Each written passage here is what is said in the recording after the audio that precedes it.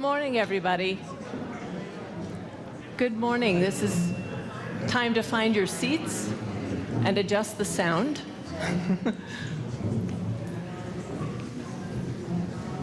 Thank you. Oh my goodness, look how many people are gathered this morning.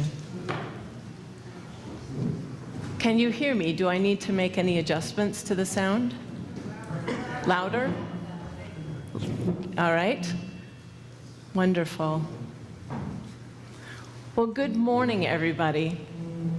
We are gathered here today to remember and honor the life of Guy William Kay, who died at the age of 92 on October 10th, 2022. I'm Pastor Susan Pantea. I'm the minister for the Napa Valley Unitarian Universalists, which is the congregation that Guy belonged to. On behalf of Guy's family, I welcome you all. May you feel the spirit of love, comfort, and peace that exists here. Because we will never get to share this time again, and in deference to the occasion, I ask you to please silence your cell phones and other devices. And I will let you know that this service is being live streamed so that people who are not present in the room can watch as well. Now, depending on how you know Guy or knew Guy, you might not know or recognize all of his family members who are here today. So I'd like to introduce them at this time so that you can speak to them after the service and share your memories. Guy's daughter, Deborah Kay, who goes by Kay, here in the front. Son, Peter Kay, and his wife, Terry Golden, and their daughter, Sydney, right here. And then son, Stephen Kay, and his wife, Astrid Kobus. All right. And they all invite you to please stay for the reception that follows this celebration of life. It is right and fitting that we are gathered, for life is sacred, and so is its ending. It is good to be together. In the Unitarian Universalist tradition, each gathering begins with the lighting of a chalice, the symbol of our faith. So we light this chalice today to honor the life and light of Guy Kay, and his daughter Kay will do the honors. The chalice light glows with the light of reason, justice, and service, with deep care for the environment, and as a beacon of hope that peace will prevail. Thank you. So we are here to remember Guy William Kay. At times such as these, all the various faiths that sustain us separately come together in harmony that acts across all creeds, reminding us that life is good and has meaning, and that we are loved and connected in ways that transcend our comprehension. In grieving, we recognize the power of connecting with one another. We are here because at one point or another, in a large way or small, our lives were touched by Guy's life. Thus, we have been brought here by life, by Guy's life, and our love for him. Yet our first task is to face full and unafraid the reality of his death and the grief we feel. For in a sense, death has brought us together today. The death of one we have known brings a sense of loss, a loss of our dear loved one, and a loss of opportunities to say what might have gone unsaid or share what might have been experienced together. It also reminds us of our own mortality, because of course the same fate awaits us all. And therein lies what is perhaps life's greatest mystery.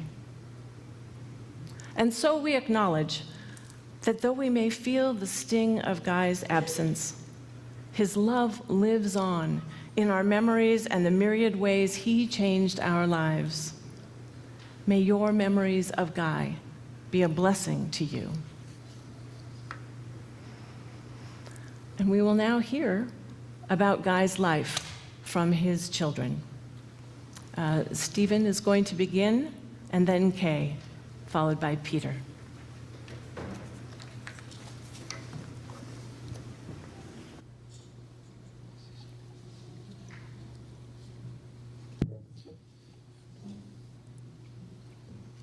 When you look at the life of Guy Kay, my father, the theme of stepping up is everywhere. He was someone who rose to the occasion. In his early life, shortly after getting married, he, of course, rose to the occasion in his role as husband and father. He went to work for the Nestle company in operations management. And as he was promoted and transferred through the organization, the family moved from place to place. First Syracuse, New York, then Salinas, California, and Delaware, Ohio, and eventually here to the Napa Valley. Each one of these moves brought an uptick in responsibility, and each time he rose to the occasion. And so it began. It turns out there were many more occasions to be risen to.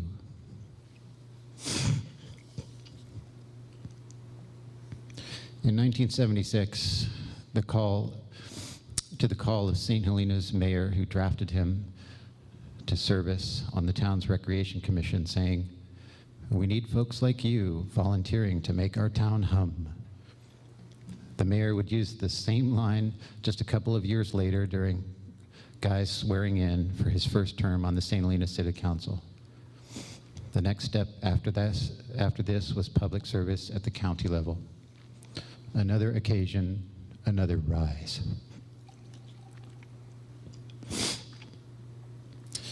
In all, Guy served 30 years in sworn public office. He wrote at one point, "I've been elected, de-elected, re-elected, appointed, disappointed, and reappointed." So, by the way, he was modest. He kept press clippings covering his years in public service and in the wine business in files labeled with the word trivia.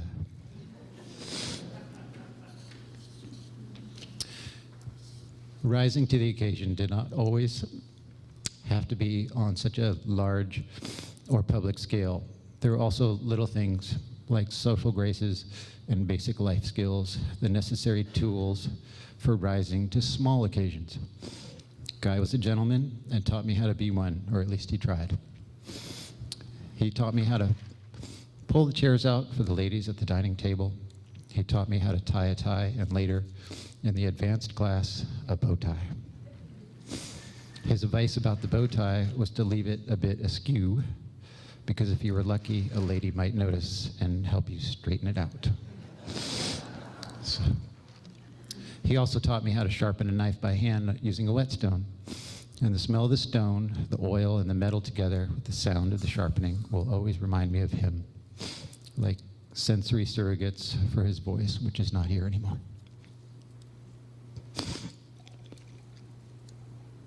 Guy would rise to the occasion of your presence. When any of you were with him, I'm sure you could tell his focus was on you. He wanted you to know, he wanted to know how you were and what was going on in your life and in the lives of those you loved. It never ceased to amaze me how well he kept track of what was happening in the lives of our many friends, even though he only saw some of them occasionally. I've heard from former employees of Behringer who appreciated that Guy took time each day to greet them by name on the bottling line or wherever they did their work. Guy's focus was on the big picture, but always tethered to a deep empathy for others and for you. The loss of my father is great. I stand here to share my grief with you. The Napa Valley wine industry has lost another old-timer. Napa's agricultural preserve has lost a visionary supporter and defender, as has the movement to preserve Napa's parkland and open space. All of us have lost a prince of a man, and our family has lost its North Star. So I'm going to try to get it together here and close with a poem that Guy wrote. He wrote it in a moment in time much like this, when the sense of loss was heavy. The poem is called A Wren's Advice. My wife died this year, and the father of our son's wife too. Friends lost their homes in firestorms. Yesterday, I put our pet, Little Cat, down. This morning, a Buick's wren greeted me at the door, flitted and pecked, doing the daily chore of wrens. Cheer up, she chipped, get busy. We are alive, you and I, and have the task of living.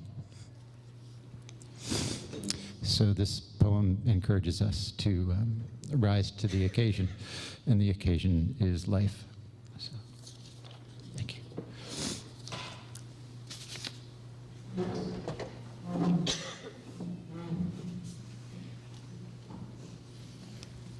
Hi. Can you all hear me? Speak right into it. Okay. I have a reading for you and some short memories of my father to share, cherished memories. Hold on just a second. Are we? Yep, I'm going to move it a little closer to you. Okay. Sorry. All right. No worries. Everyone wants to hear. Okay. We remember them. At the rising of the sun and its going down, we remember them. At the blowing of the wind and the chill of winter, we remember them. At the opening of the buds and the rebirth of spring, we remember them. At the rustling of the leaves and the beauty of autumn, we remember them. As long as we live, they too will live, for they are now a part of us as we remember them. When we are weary and in need of strength, we remember them. When we are lost and sick at heart, we remember them. When we have joy we crave to share, we remember them. When we have decisions that are difficult to make, we remember them. When we have achievements that are based on theirs, we remember them. As long as we live, they too will live, for they are now a part of us, and we remember them. Cherished memories from when I was young. My father used to give puppet shows from behind the couch when I was little and we lived in Salinas. We would play hide and seek, where he would frequently hide on the top closet shelf in our Salinas, California track home. Rescuing my Barbie doll from the creek on one of our many backpacking adventures. Waking up in the morning in the woods to the smell of bacon cooking, that what he was making for our breakfast, hiking to the top of Mount Whitney. Later in life, dancing spoons, a form of entertainment at the dinner table for his granddaughter, Sarah, during holiday meals. Taking his grandson Forrest with him to France on one of his many walking sojourns.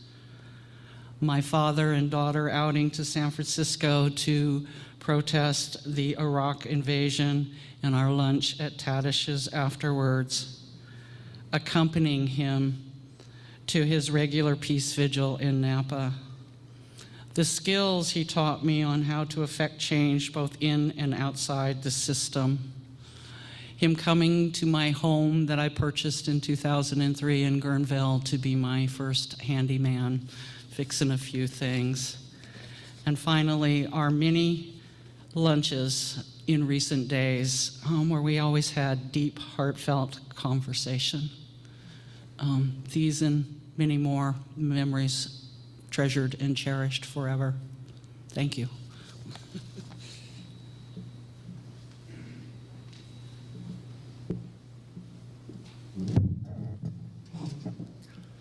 Is this thing live? I guess it is. I am Peter Kay. I am Guy and Connie Kay's middle child, and I would like to say a few words about the simple wisdom that my dad shared with me. My first memories are of Salinas, California. Mom and Dad had eschewed their respective Presbyterian and Episcopalian upbringings and joined the Unitarian Universalist Church. Our family attended regularly. One Sunday, a guy by the name of Rick Maston appeared. He was a Big Sur native and a self-styled hippie poet, folk singer of the sort that was not uncommon in that era. Rick relayed a fundamental truth. Life comes along with a couple of boundaries. They are called birth and death. We rattle around inside that box and we make smaller boxes. I was about 8 or 10 at the time, and I didn't really understand what he said, but it kind of sounded like it would be true. My father gave me the tools to understand it more deeply. In response to any challenge that I might face, he always had 2 pieces of wisdom, and I heard these things repeatedly. Number 1, nothing ever happens for only one reason. And 2, you have to start where you're at.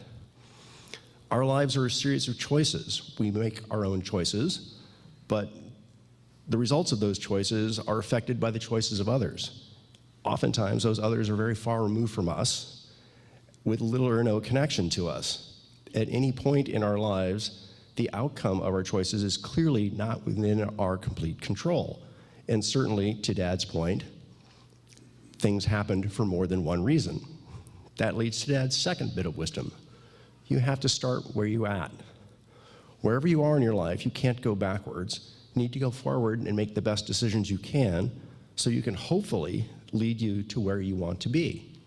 Well, today we're here to honor Guy Kay, who, at least in my opinion, successfully managed or navigated the box that Rick Maston defined.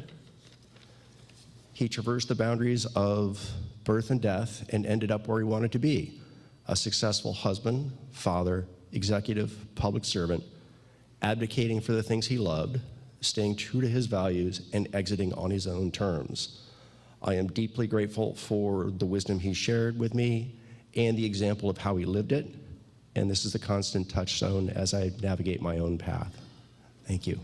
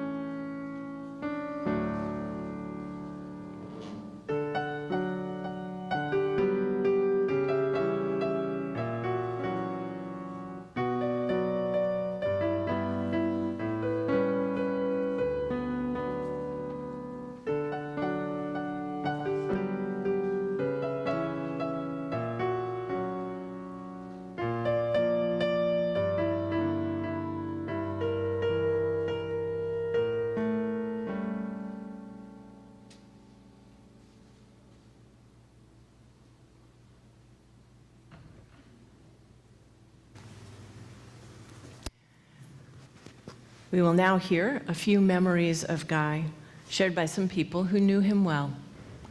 I would first like to call up Diane Dillon.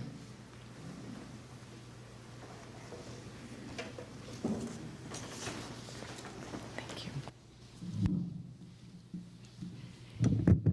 It's an honor to be included today, so I thank the Kay family for that.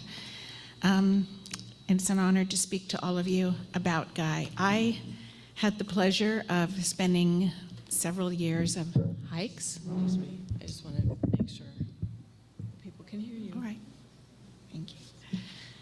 Of hiking with Guy and others, Herb McGrew and Carol Poole, Doneen Dyer, you're going to hear about the walking part of knowing Guy in a bit from them. Guy served our community, as you heard Stephen say, in so many ways. And so I just wanted to highlight some of that service. He was a city councilman, he was in St. Helena, he was a planning commissioner, he was on the Parks and Rec Commission. He liked to, well, there's a little more to the story, which Guy would often tell kind of wryly and with a smile about his sweet victory in November 1984. He had been defeated in April 1984 by 1 vote. And he liked to tell that story that he came right back in November 1984 and was elected with 57% of the vote. Two different terms but of office, but Guy was not, he found it humorous and enjoyed telling that story. And what really speaks to Guy is, about Guy is what he did on that night in November when he won, which was a different opponent, a young 22-year-old man who had never run for office. Guy called him and congratulated him on having a clean campaign and encouraged him to run again. And that was the spirit that Guy brought to public service. He had a very pivotal role on our County Planning Commission. He was appointed by his good friend and fellow city council member, Mel Verrilman, who had been elected to the Board of Supervisors. He appointed Guy in January 1986. And we are all, everyone in Napa should be so lucky that we had Guy there on that planning commission. That was the planning commission that worked on the winery definition ordinance, the planning commission that debated that ordinance. It was a pivotal time in our history in terms of the fractionalization within the wine industry between the grape growers and the vintners. And Guy just brought this steady hand to that discussion. He appreciated both points of view.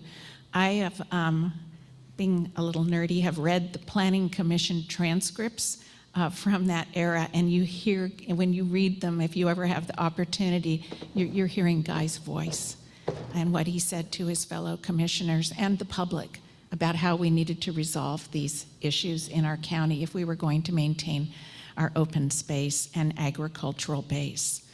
And he carried that through into his next, after he left the Planning Commission, he carried that through on the parks and the open space part in particular, and I had the pleasure of working with him when he was elected to the first board of the Parks and Open Space District. And it's because people like Guy, and especially Guy, without disregard to the others, were going to be those initial leaders of the Parks and Open Space District that I think so many of us were confident that it would be successful as it has been.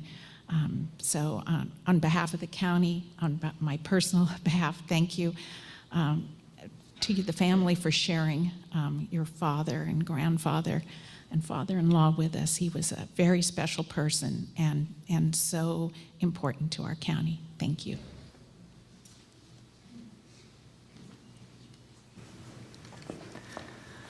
And now, Bob Thompson. Are you, there we are. We'll come up and share some memories.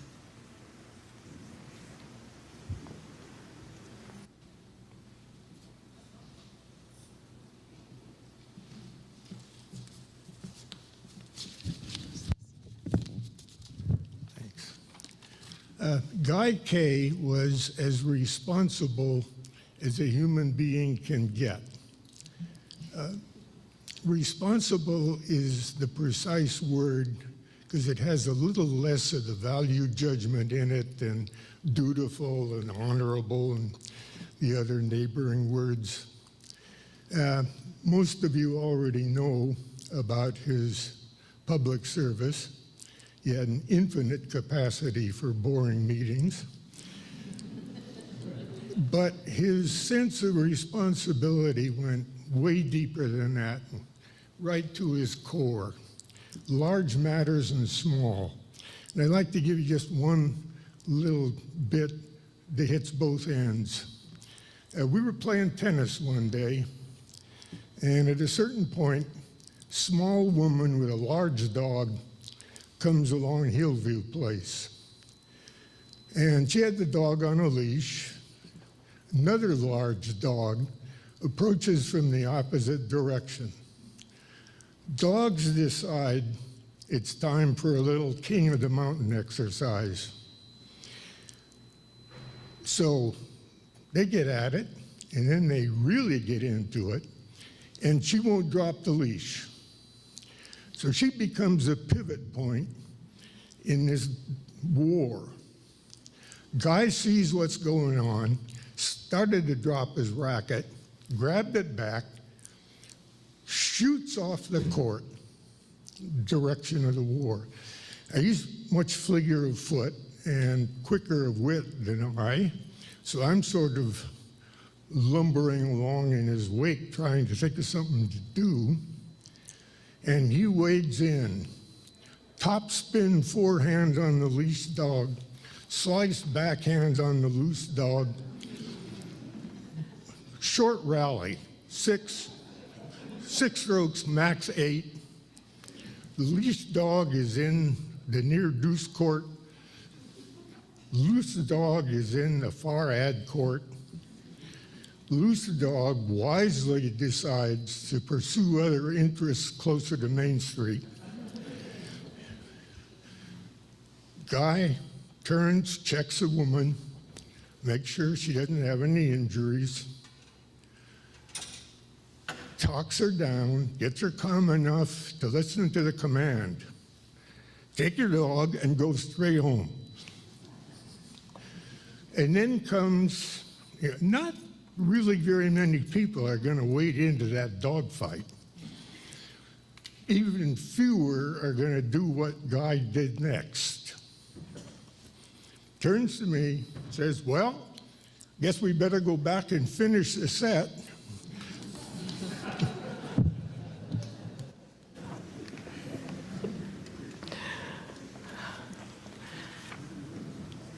And now I'll invite Teresa Cahill up to speak to us.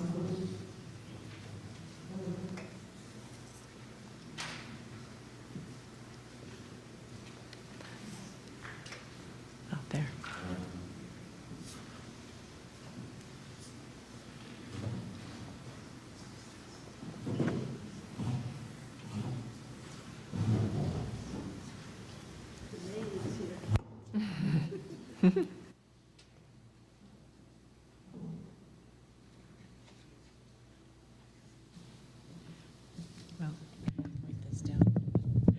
I'm absolutely overwhelmed by this group and all the stories about Guy, because I didn't know him that well, except that Stephen mentioned that Guy was part of a circle that some of you may not have known that he was involved in. But I do have a question for Bob. How was that racket? I mean, were you able to use the tennis racket?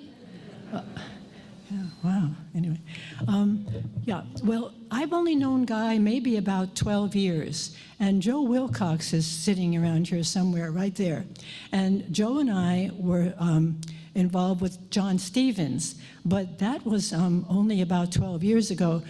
I heard from someone that Guy was in San Francisco before 2002 when we hadn't bombed Iraq yet. And I didn't know that. I was there.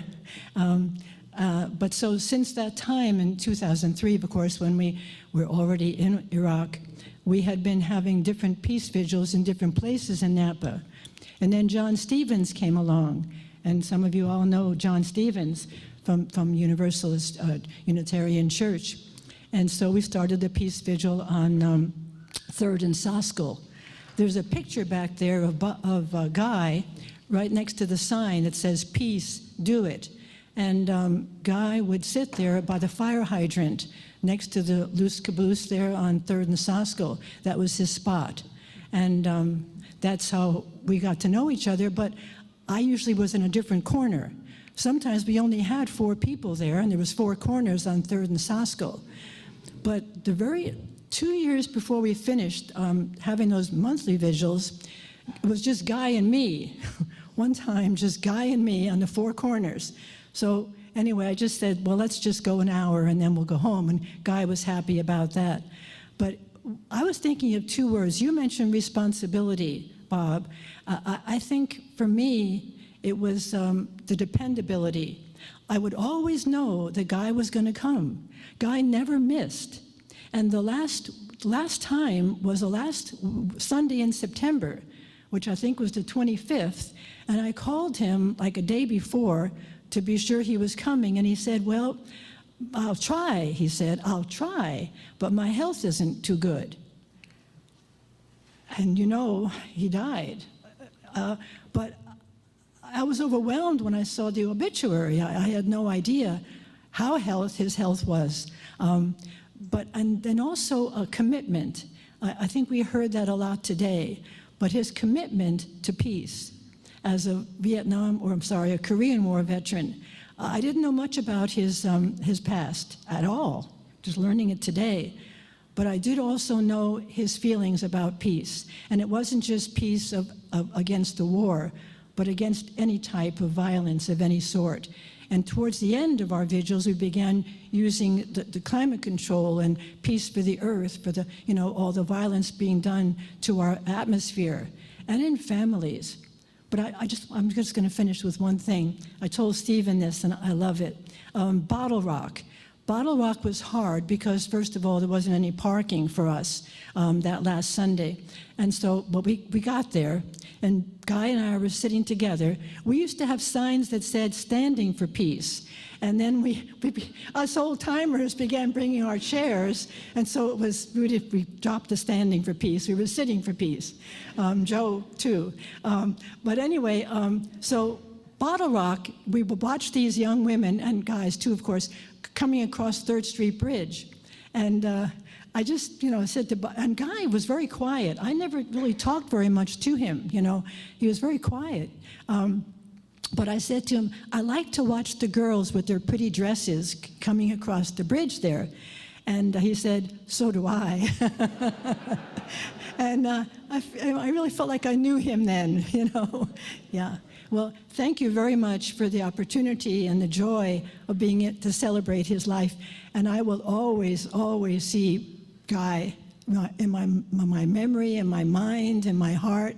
And when my brother died, I used a quote from Sojourner Truth. And it said, I'm not going to die. I'm going to leave like a shooting star going home. And that's where he is now. And but he's home here too, though, in our hearts. Peace. Thank you.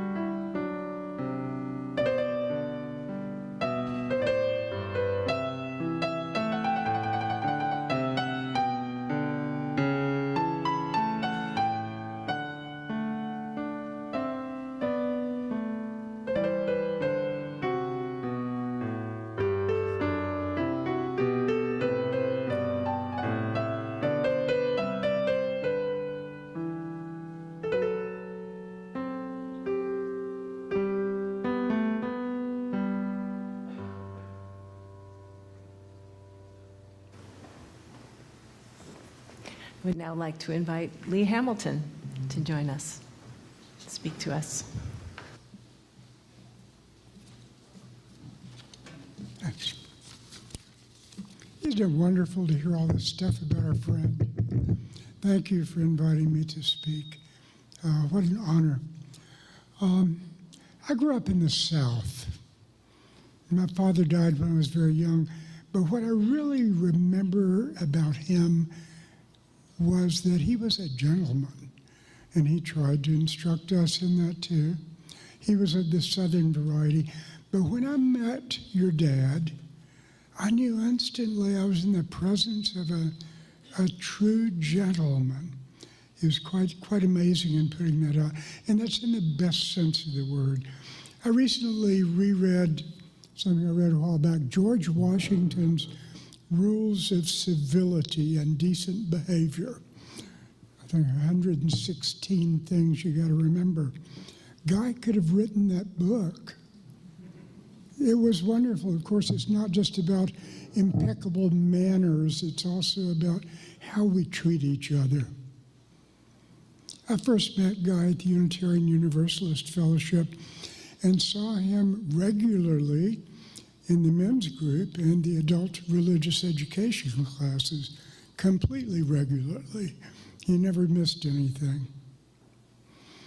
As a men's group facilitator, I so appreciated his approach to being a group member. That's not always easy for someone who's accustomed to being the leader, but he was a wonderful member of the group. He was always there early. He was always there totally committed and prepared, ready to focus those sparkling eyes on other people, listening very deeply to what they had to say, and then adding his own thoughtful comments. We men in the group just loved Guy. We loved that keen intelligence, which was always in evidence and never on display. He was far too humble in a genuine way to have ever allowed that. We loved his respectful stance toward each of us and his concern for us. We loved that he showed us how to share with other men from the heart, with vulnerability. And he demonstrated that so very clearly when he revealed himself through his poetry. He taught us to appreciate poetry more than we did. He presented to us on that topic. We had a topic every month for one of the groups and shared his own stuff. We loved it. He shared other poems too. Later, when our upcoming topic was recovery from grief, I knew that Guy was still suffering every day from the loss of his beloved Connie, and I knew he would have been writing about it. So I asked him if he would be willing to bring poems to the group about that experience. He brought 4 beautiful poems, one of which we heard today, that spoke of his love, his great loss, and his own resilience. He demonstrated for us how a human can remain in the flow of life despite our great griefs. I am so grateful to have known Guy, to have been able to learn from him. He was a gift to each of us. And what was written about George Washington fits perfectly for our friend Guy Kay. No wonder everybody honored him who honored everybody. Thank you.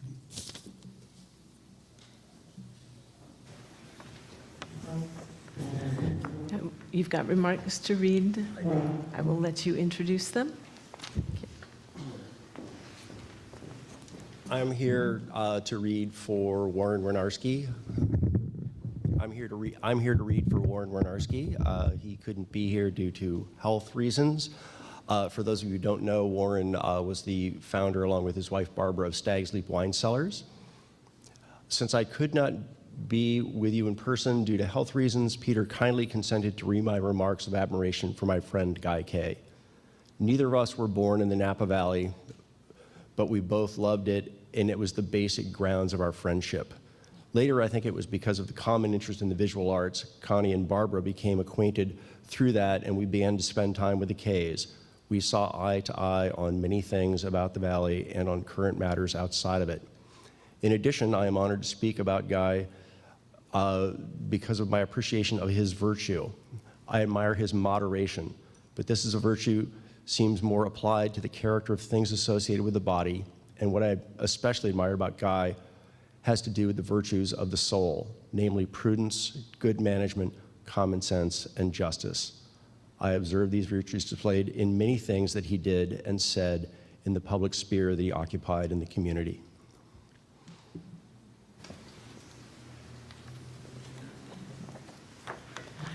And now I will invite up a trio to speak to you. This is Bill and Doneen Dyer and Ann Wurr. Are you here? No, Carol Poole. Oh, and Carol Poole. So sorry. And my understanding was you were all coming up as a group, though. Okay. Just two of us. Oh, very good. Thank you.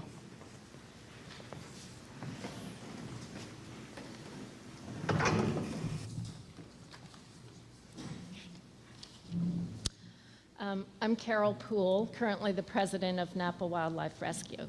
Guy was a generous donor to the organization, and we thank him for that. Guy used to be in charge of the charitable giving for Behringer Winery, and he said that it was best to give your money close to home. He was true to that philosophy. My relationship with Guy through Napa Wildlife Rescue was just kind of the last chapter, maybe only a footnote in a long friendship. I met him in the early 1990s. He and Herb McGrew organized weekly hikes and birding trips. Each week I'd get a phone call with a time and place to meet. We'd pack a lunch, someone would bring wine, and we walked. I didn't always go, but I never regretted it when I did. I was going through a difficult divorce then, and the walks were supportive care. Guy was such a good listener. He gave soft counsel, couching his advice in a story of his own life experiences. The hikes were local, Pierce's Point and Point Reyes for the annual Flower Stomp in May, Bothay Park, Henry Road, Bouverie Preserve in Sonoma. We took the ferry to San Francisco and marched in protest of the Iraqi war. A favorite hike was up the Oat Hill Mine Road in Calistoga, through to the Palisades and on to Robert Louis Stevenson State Park. He told me about the peregrine falcons that lived up there. Years later, he was delighted when I told him I had assisted in the rehabilitative care of a peregrine and released it back to the Palisades. Our big walk was in France in September 1996. For 13 days, with extra days in Paris at the beginning and the end, we followed the footsteps of Robert Louis Stevenson that he chronicled in his book, Travels in the Cevennes with a Donkey. The group was Guy, Herb McGrew, Henry Matheson, Kathy Valet, Roxanne Quirk, and myself.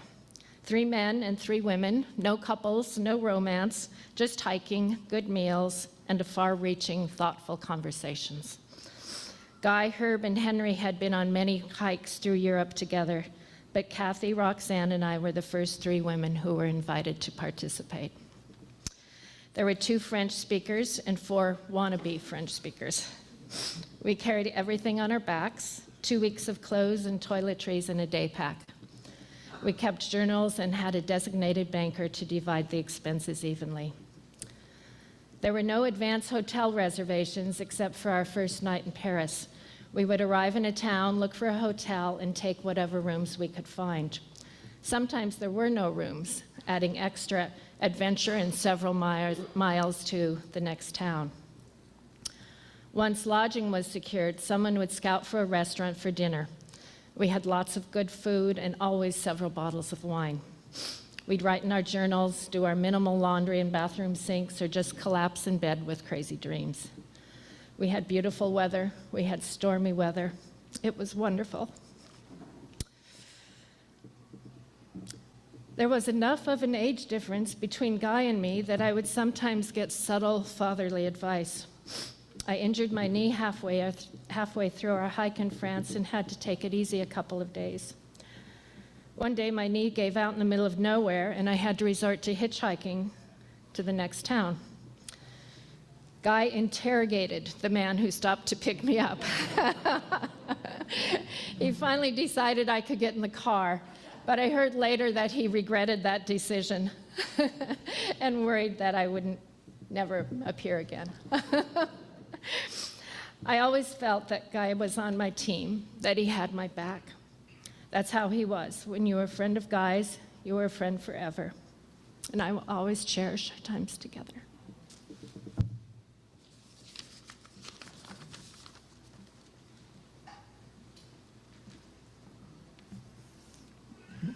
As we've been hearing this morning, there were many facets to Guy's life.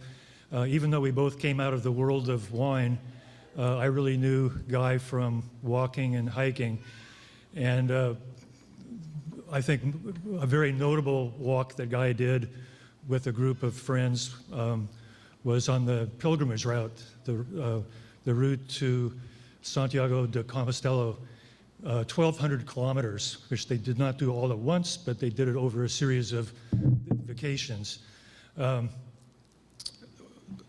Guy kept a wonderful journal of this journey, and we were inspired to walk a couple segments of that journey. And in his journal, I remember reading how he would hand out golden California poppy seeds along the way.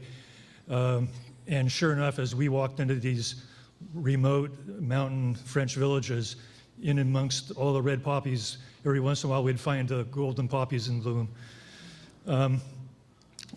Back locally here, we, for years, if not decades, had this informal walking group. And we would spend the mornings walking to some distant goal. And once we had such wholesome exercise, we would stop for lunch, and usually there was a bottle of red wine in every knapsack. And sometimes it seemed like the walking was a prelude to lunch, which in turn was a prelude to conversations, which were wonderful conversations.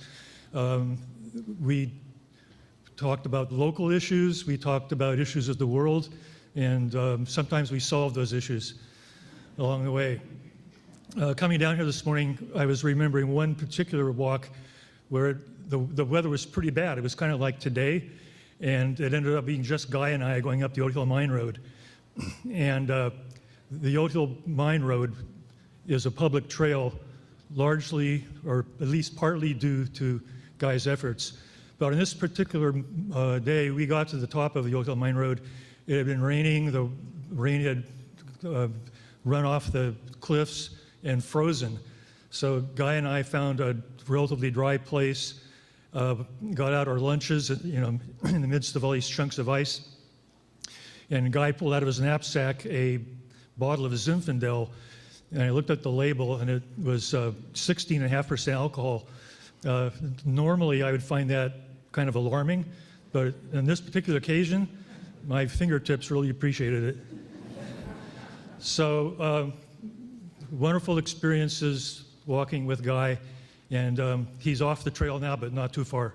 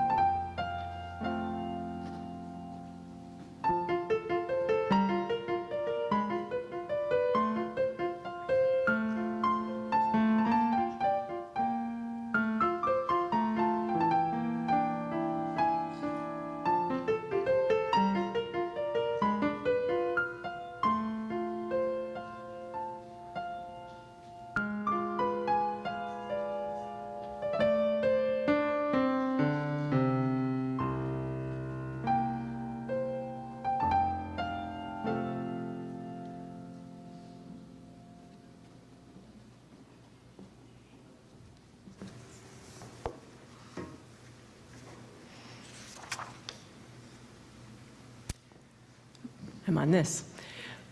We give thanks for the many gifts, and stories, and memories. Because of you, Guy's memory will live on. May it be so. Amen. Our responsive reading this morning comes from Guy. During Guy's eulogy for his wife, Connie, he described its origin this way. He said, "Several years ago, we discussed the evening grace we had been saying. Too narrow, too much about us," she said. "Too many meaningless words." So Guy and Connie developed this simple grace together to say every night. I invite you to share this grace this morning. It's Guy's hope for you and for all mankind. You'll find the words inside your program. I will recite the grace once, and then I'll ask you to repeat it with me. Okay? Grant us the vision to see the path to peace and the courage to follow it. Please join me. Grant us the vision to see the path to peace and the courage to follow it. And one more time. Grant us the vision to see the path to peace and the courage to follow it. Thank you. Please join me now in the spirit of prayer or meditation. Spirit of life and love, God of many names and beyond all naming, that lives among us even in this time of sorrow. We feel Guy's absence keenly, but we know that what is cannot be changed. We pray rather for insight and vision by which we may see the depth of this man and our grief in a larger perspective of hope and ongoing life. May the healing powers of time and love come to us and soothe our anguish. And may the spirit of hope and joy be renewed in our minds and in our hearts. In grieving, we recognize the power of connecting with one another. We are here, skipped. We give thanks for the memories shared today and for our time together. We pray that these memories and the stories you carry remind you of Guy's strength and passion and the way his life serves to connect you all to each other. And may they bring you joy, solace, and peace. Although the chalice will be extinguished, Guy's light lives on in all of you whose lives he touched. May the light shine brightly through all of your days. Amen. Our service is ended. Go in peace, and please stay for the reception and take some poppy seeds with you.